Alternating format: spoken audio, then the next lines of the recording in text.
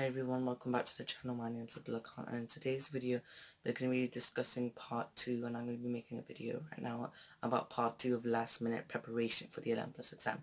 So in the last video we talked about what were the problems many students face when preparing that last minute preparation, but I said I would make a further video talking about how you can be successful even at this time of the preparation, just like I did. I'll be sharing my tips, my experiences, and I'll giving you one little secret that could change your whole decision of passing or failing for the NCLEX exam. So without further ado, let's get started.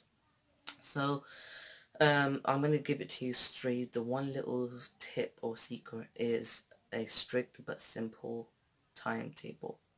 Now, it's very difficult to explain, so we'll give it an example first. Say an average student preparing for the 11 plus who started late has only 6 weeks left, so they've got so they started at the end of July. Now what they want to do is they want to take this time very seriously, and they don't want to miss any more time.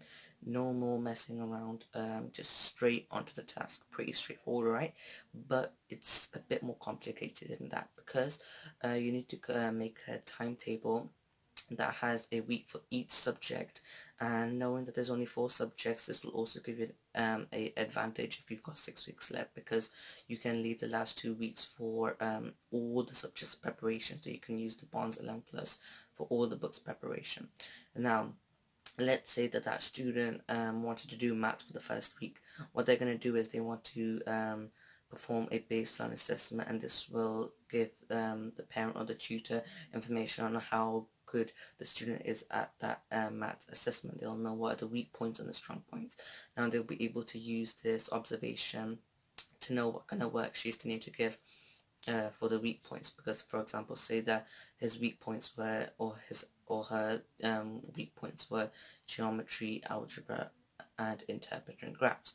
Now that is a lot. Usually it should be only 2 or 1, but if there's actually 3, then they can spend the next 3 or 4 days, or if there's only 1 or 2, then 2 or 3 days on worksheets. Now these can be found online, or you can find them on books on WHM Smith or any other bookstore that you know.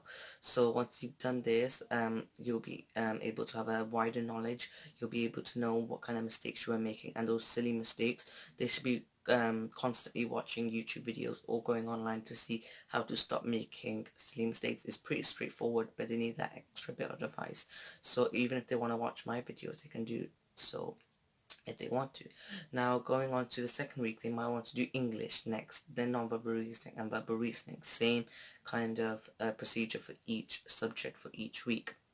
Now when they've got these exam results, it depends on the assessor or parent on what they're going to do next, because once they've got the exam results of the baseline assessments and the final exam results there at the end of the week, then they'll be able to know if they improved, and if they luckily did, then they know that there's a chance for success.